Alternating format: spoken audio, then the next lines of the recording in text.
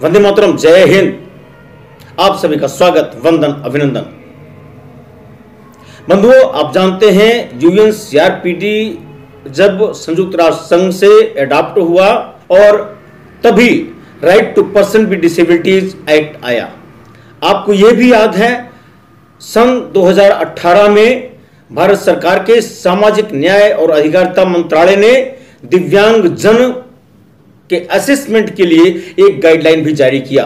जब हम अधिनियम की ओर ध्यान देते हैं, यानी दिव्यांगजन अधिकार अधिनियम की ओर ध्यान देते हैं, उस कानून की ओर ध्यान देते हैं जो दिव्यांगजन को समावेशन के लिए राष्ट्र की मुख्यधारा में लाने की बात करता है, एसेट की बात करता है, तो सरकार द्वारा जितनी भी योजनाएं हैं उन सब का लाभ, उन सब की सुविधा तभी मिलती है यदि व्यक्ति बेंचमार्क डिसेबिलिटी का है, यानी क्राइटेरिया है या तो दिव्यांगता का प्रतिशत 40 हो या 40 से ज्यादा हो, तभी वो योजनाओं का लाभ पा सकता है। लेकिन जब हम सेक्शन 2S की बात करते हैं तो वह जो बात करता है, इसकी बात करता है कि दिव्यांग जन वे होते हैं जो शारीरिक या अन्य किन्हीं कारणों से अपने डेली के कार्य में यानी नैतिक कार्य में और समाज के फुल पार्टिसिपेशन नहीं कर पाते, यानी समाज में पूर्ण सहभागिता करने से वंचित रह जाते हैं। ऐसे व्यक्ति दिव्यांगता की श्रेणी में आते हैं और इसी के प्रकाश में सेक्शन 2ZC शेड्यूल की बात हमने करी थी। यानी एक बात स्पष्ट हो गई कि जितना शेड्यूल में है वही दिव्यांगता आएगी। बेंचमार्क डिसेबिलिटी नहीं है तो लाभ नहीं मिलने वाला। लेकिन कुछ चीजें ऐसी हैं जब हम उसको एक प्रतिशत में बांध देते हैं, एक सीमा में बांध देते हैं, तो कहीं ना कहीं इंटेंशन ऑफ लेजिस्लेचर्स और जो सोशल वेलफेयर का हमारा लेजिस्लेशन है उसके कॉन्सेप्ट में बाधा उत्पन्न होती है और जो मूल उद्देश्य होता है वह भटक जाता है। ठीक ऐसे ही इस मामले में भी हुआ।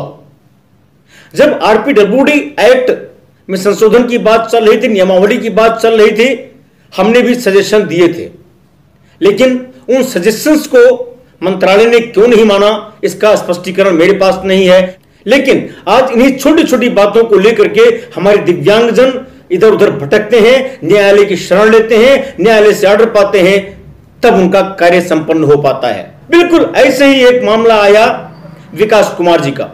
विकास कुमार जी डिस्ग्राफिया से प्रभावित है। डिस्ग्राफिया की परिभाषा मैं यहां नहीं करूंगा और हमने पहले इस पर वीडियो डाल रखी है। और इसके कारण उन्होंने सिविल सर्विसेज एग्जाम के लिए स्क्राइब की मांग किया, यानी लेखक की मांग किया। जो संबंधित अधिकारी थे उन्होंने उनकी इस मांग को ठुकराते हुए यह कहा कि यह सुविधा सिर्फ और सिर्फ उनको है, केवल और केवल उनको है जो या तो सेरेब्रल पैल्सी के हैं या लोकोमोटर डिसेबल हैं या दृष्टिबाधित है, अन्य के लिए सुविधा नहीं है।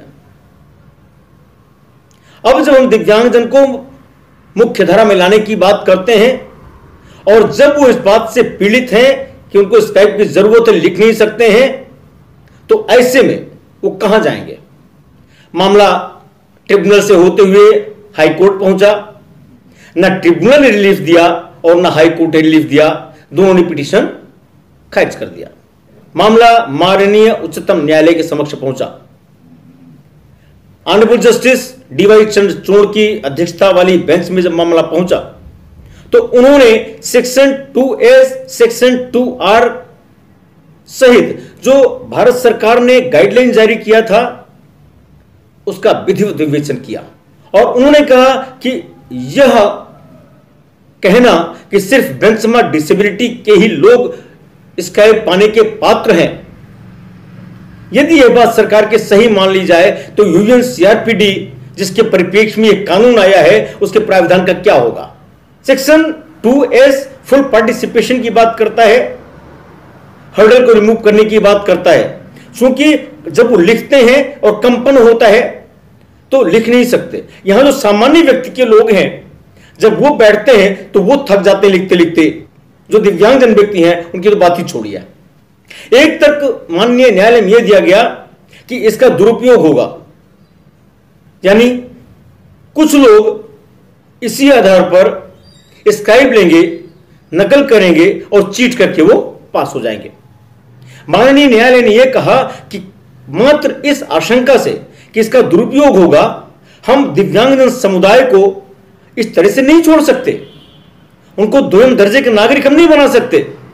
और अंततः यह होल्ड किया उन्होंने कि यदि दिव्यांगजन है तो मात्र बेंचमार्क डिसेबिलिटी होने के कारण लाभ के पात्र नहीं है, बल्कि जो बेंचमार्क डिसेबिलिटी यानी 40% से अगर कम भी है और उनको फुल पार्टिसिपेशन में बाधा उत्पन्न हो रही है और हर्डल क्रिएट हो रहा है, तो भारत सरकार को ऐसे नियम बनाने चाहिए, ऐसे रूल्स फ्रेम करने चाहिए ताकि सबका पार्टिसिपेशन हो सके, इफेक्टिव और फुल पार्टिसिपेशन हो सके। यहां विकास कुमार जी की जो स्थिति है, न्यूरोलॉजिकल डिसऑर्डर से वो पीड़ित है, जिसके कारण उनको यह डिस्ग्राफिया है। माननीय उच्चतम न्यायालय ने विकास जी द्वारा प्रस्तुत स्पेशल अपील को स्वीकार करते हुए भारत सरकार को निर्देश दिया ऐसा नियम बनाए सभी दिव्यांगजन को इस तरह से लाभ मिल सके, यानी benchmark disability is no barrier. अगर आपकी 40% की दिव्यांगता है, कम भी है, और आपका फुल पार्टिसिपेशन नहीं हो पा रहा है, तो आपको भी सारी सुविधाएं पाने का हक है। माननीय उच्चतम न्यायालय ने इस तरह का वर्डिक्ट देते हुए भारत सरकार को निर्देश दिया है। हमें लगता है हमारे अन्य दिव्यांगजन बंधु जो होंगे इस तरह से कहीं वंचित हो रहे होंगे, तो माननीय उच्चतम न्यायालय का जो निर्णय आया विकास कुमार जी के मामले में, इसका संदर्भ देते हुए लाभ पाने के अधिकारी अवश्य होंगे। अगर आप चाहते हैं कि हम ऐसी इंफॉर्मेटिव वीडियो आपके सामने लाते रहें, तो कृपया अगर चैनल को अभी तक सब्सक्राइब नहीं किया है तो सब्सक्राइब करिए नोटिफिकेशन के साथ, और हां, लाइक शेयर कमेंट तो बनता ही है। बहुत बहुत धन्यवाद। वंदे मातरम। जय हिंद।